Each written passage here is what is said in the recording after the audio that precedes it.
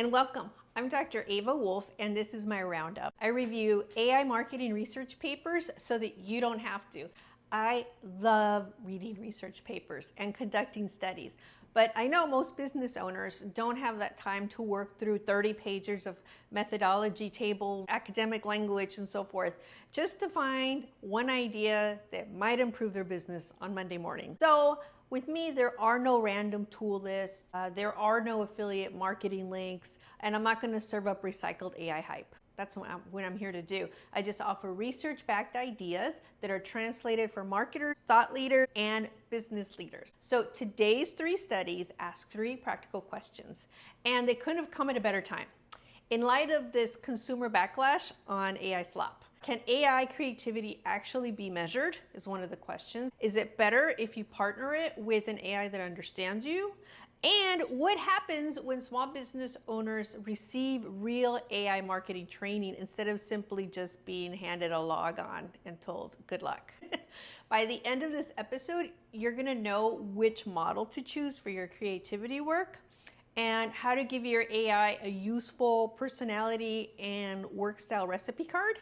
And you're also going to know how to use real training results responsibly when you're pitching workshops and consulting. Let's get started with the first C, which stands for capability. So not every model is good at the same creative job.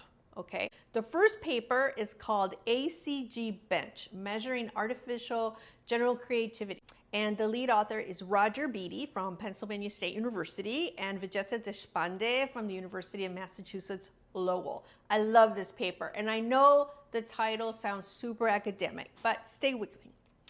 Because the question that they're asking is AI creativity a real capability? Or are we just lucky and seeing some really good answers? Most marketers have experienced both, right? Sometimes you ask AI for a campaign idea and it gives you something surprisingly small but cool. Other times it produces a grammatically correct, perfect paragraph and it sounds good, but it sounds like it belongs in a conference brochure, right? Nobody wants to read it. Well, it's not exactly wrong, but it just feels maybe empty. Okay, so this paper suggests that AI creativity is more measurable than we may think. Imagine this giant digital test kitchen where 83 AI models were put through all sorts of challenges across 67 different data sets. Okay, in one station they did brainstorming, another one they did scientific ideation, another one had to write figurative language, another one had to do humor. The researchers built that test kitchen by screening more than 3,100 papers, yes. And then they developed a benchmark for measuring creativity on their AI. They called it the AGC-Bench and Artificial General Creativity Benchmark. That's the name they came up for it. And out of the 83 AI models that battled it out on creativity, they got some interesting results, actually. A broad creativity factor they came up with, which the researchers now call C, explained 81% of the variation across the 6 domains. What does that mean? Well, in plain English, that means that the models performed well in one creativity area, and then oftentimes were just as strong in several other areas too, right? Surprise, surprise. Yeah, it makes sense. If it's good at this, it might also be good at this other type of creativity function, right? I get it. So that's interesting because that means creativity is not random across the board. But interestingly enough, the models still had specialties. Yes, for example, ChatGPT 5.4 ranked first for brainstorming, STEM ideation, and narrative work, whereas Kimi K 2.5 led in problem solving, okay? And Kimi 2.5, by the way, is a Chinese model. Claude Opus 4.6, the fast version, it led in figurative writing.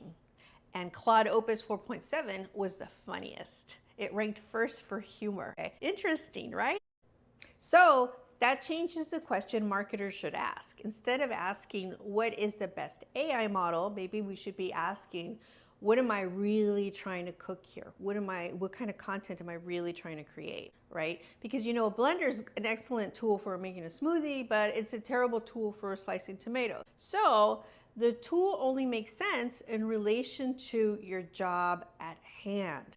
This is in the same way that the model that helps shape a long form brand story may not be the one that's going to give you the most interesting product name.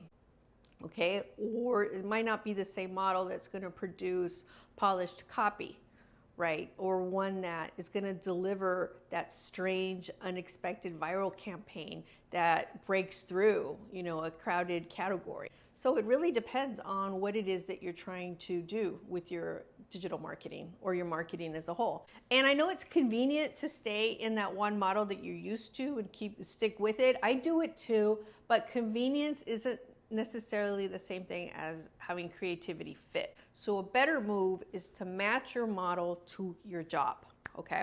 And then there's this other finding in the paper that I found fascinating, and I think every marketer should know. It's in a separate test, they also discovered that explicitly telling the model to be creative made a big difference. Yes, the creativity instruction produced a much larger shift, roughly 4 times the magnitude of the reasoning mode effect in those tests. So let me say that again, okay? Simply telling any capable model to be creative actually mattered. I know it sounds crazy, but that doesn't mean that a lazy prompt such as be creative and write me a campaign is suddenly going to make it brilliant. Okay, it doesn't work that way.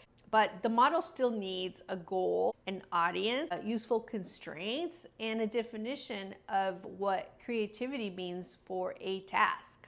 Okay, so instead of saying write 5 campaign ideas for my business, okay, which we all do, right? We get lazy and maybe that's all we ask for. Instead, try this. Generate 5 campaign ideas that are original, useful, and meaningfully different from the conversations in my category. Be creative. Explore unexpected customer attention. Unusual analogies and approaches my competitors are unlikely to ever use.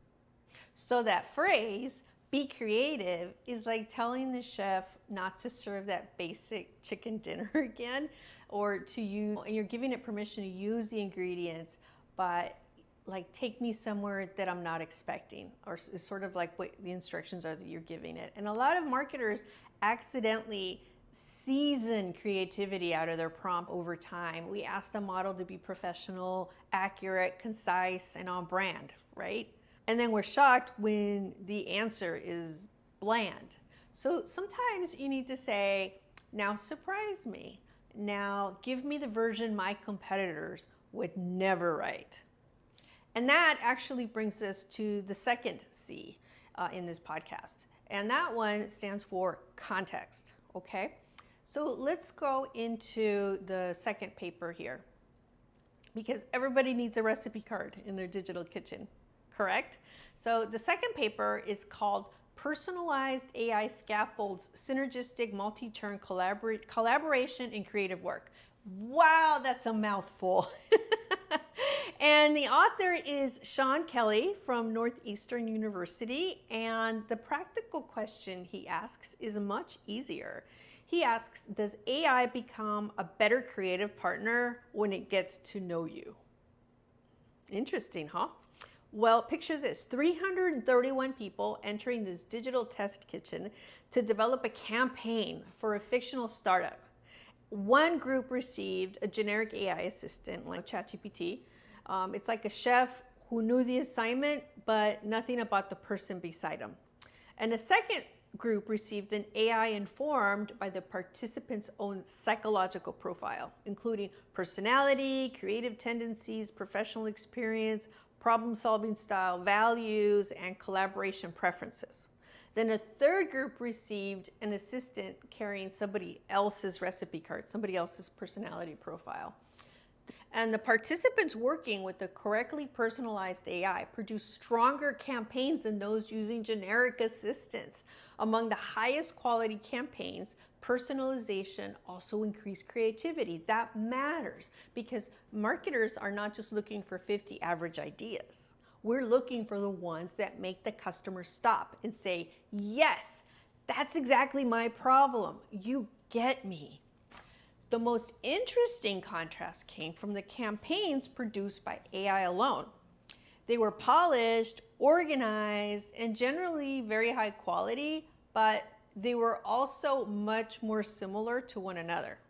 Like a tray of technically perfect cupcakes, but they all came out of the exact same mold. Well, that's what we call the sameness problem. AI can make everyone's marketing cleaner and smoother while slowly making everyone sound alike. We don't want that. And audiences have noticed. In 2023, when AI generated creator content was still novel and new, a $1 Billion Boy surveyed found that 60% of consumers actually preferred AI contents and ads.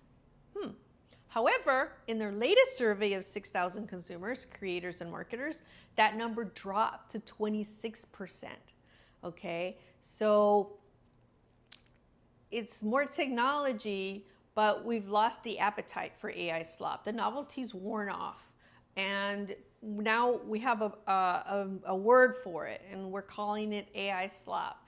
And that's what we started calling it in 2025, the new word. That's what we crowned it, AI slop. And it's not a compliment, people. You don't want to be putting out AI slop. So what keeps your brand from becoming interchangeable? Well, your taste, your lived experience, the examples you remember, the values that you won't compromise, and even those little odd observations from actual customer conversations. It's those little details that may feel small, but those are the ingredients that are gonna make your work uniquely yours. Okay, and you want those to leverage your AI. Personalization is not merely saying, oh, make it sound like me. No, that's too shallow. This goes deeper, okay? And the stronger goal and message for your AI is more like this. Understand how I think, where I am strong, where I get stuck, what I value, what good work looks like in my business, and then use this information to complement me and my work, my marketing efforts. You see? The study found that some of the most influential personalization factors were learning orientation, problem solving, and core values. So your AI should know what kind of evidence changes your mind. Do you want to be challenged early, or do you prefer to organize your thinking first?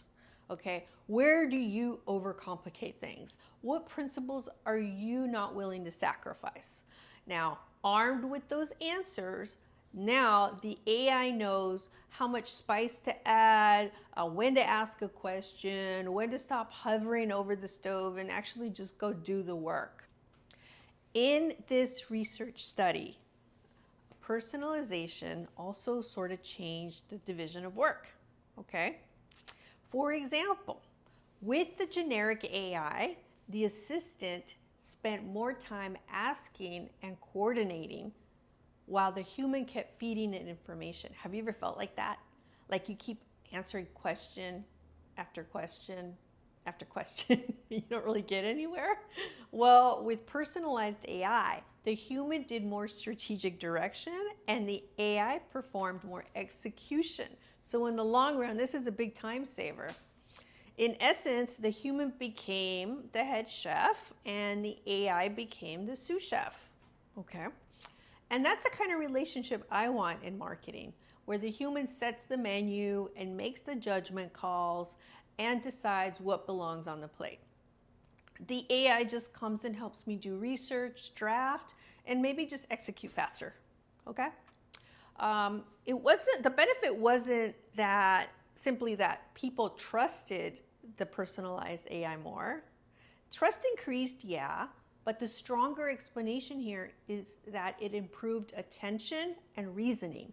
So the human and the AI focus more on the relevant issues and work through the task more effectively together, okay? The personalized assistant got it closer to the final perfect dish a lot sooner. And that's why I'm putting a downloadable personality to AI questionnaire in the show notes. Okay, so it's free, download it. And the goal is not to give your AI every private detail about your life. No, no. The study itself raises real concerns about privacy, profiling, and treating people as fixed labels, okay? But use the minimum useful context, and train it on how you make decisions, what kind of feedback helps you, and where you are the strongest, where you get stuck, and what your audience expects, and how you want your AI to challenge you, okay? And for example, here is a line that I use, okay? I say, I write, do not simply imitate me, use this profile to complement me, help me identify my blind spots, strengthen my weak ideas, and make better decisions. Preserve my strategic control while you do most of the research. You do most of the comparison and the development and the execution. But when a task calls for it, be creative. And this isn't just a personality gimmick. It is a practical recipe card for collaboration with your AI. So download it, fill it out, put it in your AI, use it. And that brings us to the third C, the final paper here, and that stands for competence. The third paper is called Generative AI in Digital Marketing Strategy, Transforming Brand Communication and Consumer Engagement. The author is Halim Dwi Putra from Polytechnic Negeri Bengkalis in Indonesia, okay? And the study involved 40 business owners and managers of micro and small businesses in the Bengkalis Islands. Yes, many were already using social media, but their marketing was still based, just posts that were inconsistent or messages that weren't necessarily always clear. Their brand stories were sometimes weak, and they had very little experience with generative AI. Okay, they're using it as a basic tool. So the researchers didn't simply put ChatGPT on their counter and walk away. They did a 4-week program covering digital marketing fundamentals, responsible AI use, caption and product description writing, brand storytelling, content planning, hands-on work with ChatGPT, Gemini, and most importantly, they gave them feedback on their revisioning, publishing, and evaluation. Okay, so they taught, practiced, revised, published, measured, and improved over 4 weeks. That was competence building. So instead of just buying a set of Japanese knives, they actually taught them how to use them. Okay, somebody still needs to know how to use it and how to use the knife and how to cut in our digital kitchen, right? And how to finish this dinner without losing a finger. After the program, the reported changes were substantial. The portion of participants able to create promotional content more than doubled, okay? It moved from 35% to 82%. And the ability to use AI-assisted tools moved from 15% to 85%.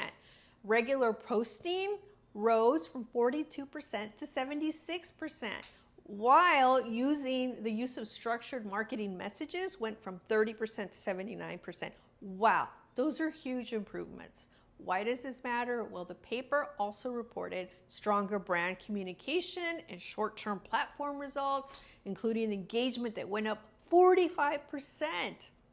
45% engagement increase. To me, that's pretty good. But okay, here's the responsible research note.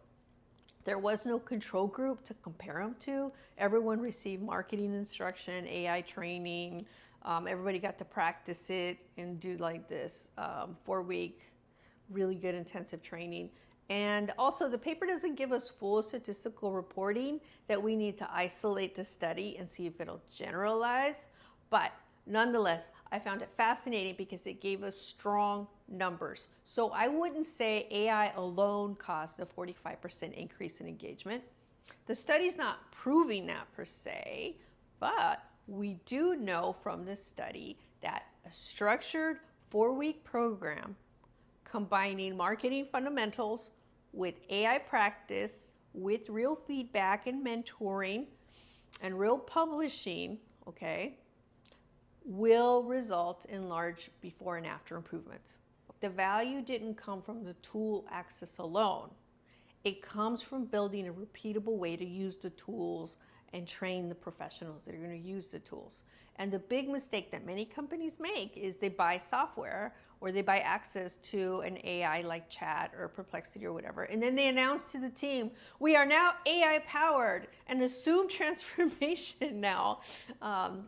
Yeah, well, no, it doesn't work like that. You bought the kitchen and all the equipment, you're right, we got the nice stove in there, but your team still needs a menu, a process, practice, feedback, and a reason to keep going back in there and trying again, okay?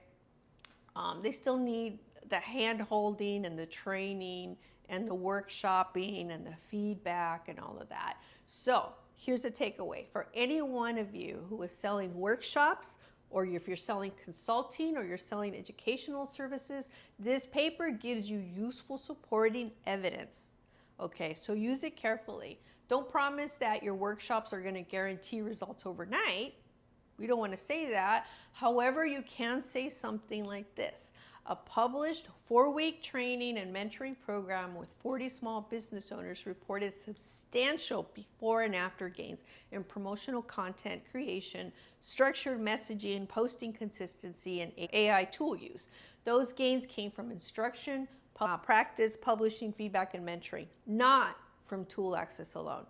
And that is the kind of capability building process our program is designed to support. Take that to the bank. And that's a much stronger message than, oh, here are 10 cool AI tools. No, companies do not need another tour of the appliance aisle. They don't need another tool, okay? They don't need that. They need to know how to run the kitchen that they already have.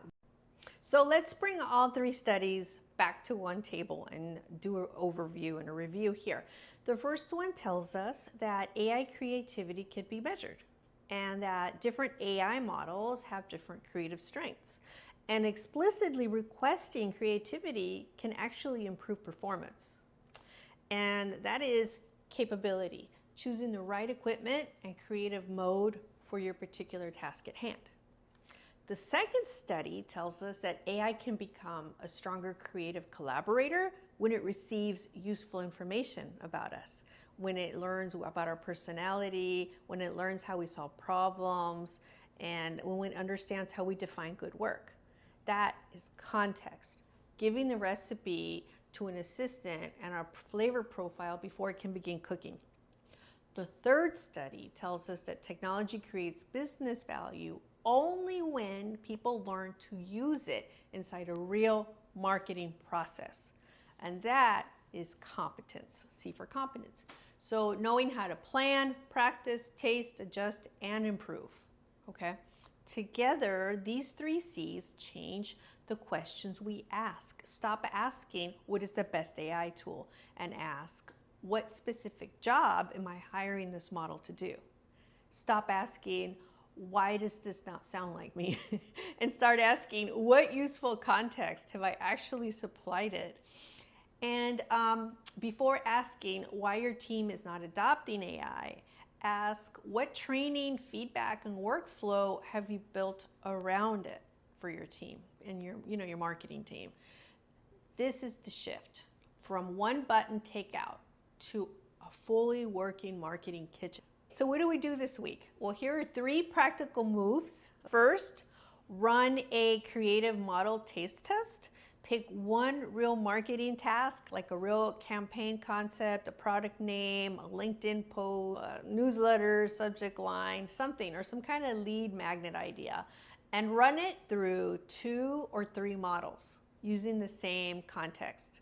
Then compare the originality, the customer understanding, the usefulness, and similarity to what your competitors are already saying. So don't just merely ask which one sounds more polished. Ask yourself which one gives you an ingredient that you can actually keep and use as an advantage.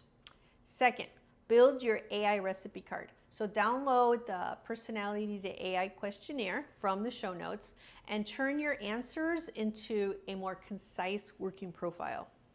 Tell the AI how you think and what you value and where you need support and what kind of feedback helps and how you want it to challenge you. and then keep it relevant and avoid sensitive information, of course, that the system does not need.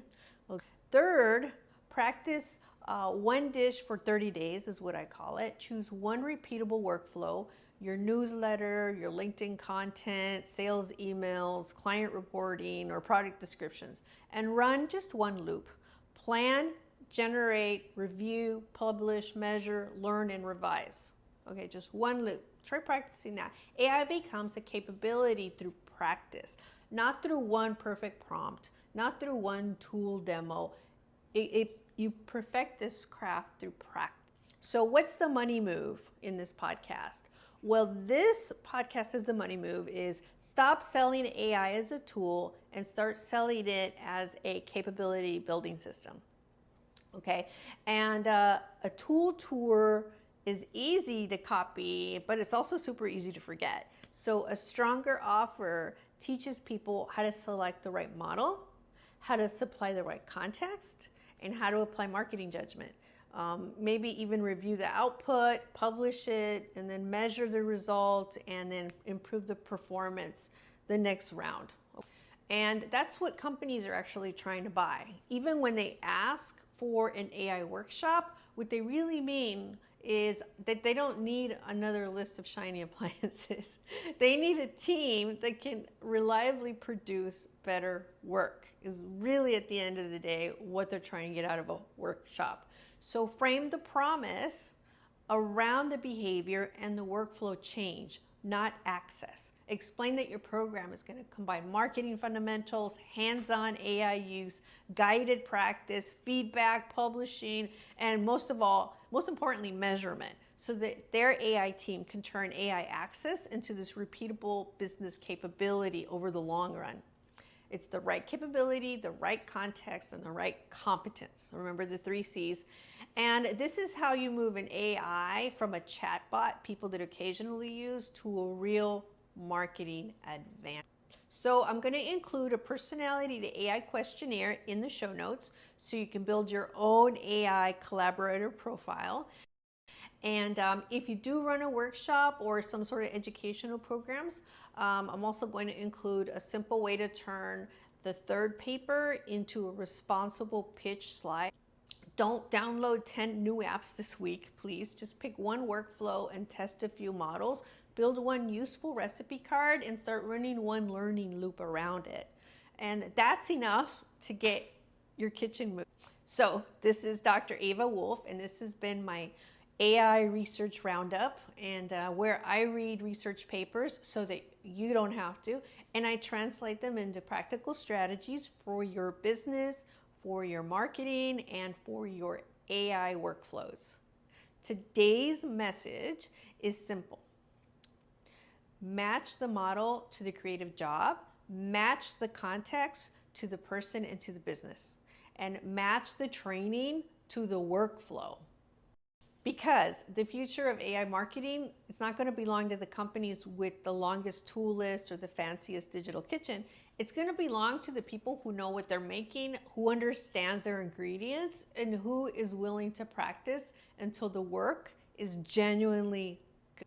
This has been my first podcast. Thank you very much for joining. If you enjoyed the information and you find it useful, please subscribe to my podcast on Buzzsprout, Spotify, YouTube, and wherever podcasts can be found. Thank you so much for listening.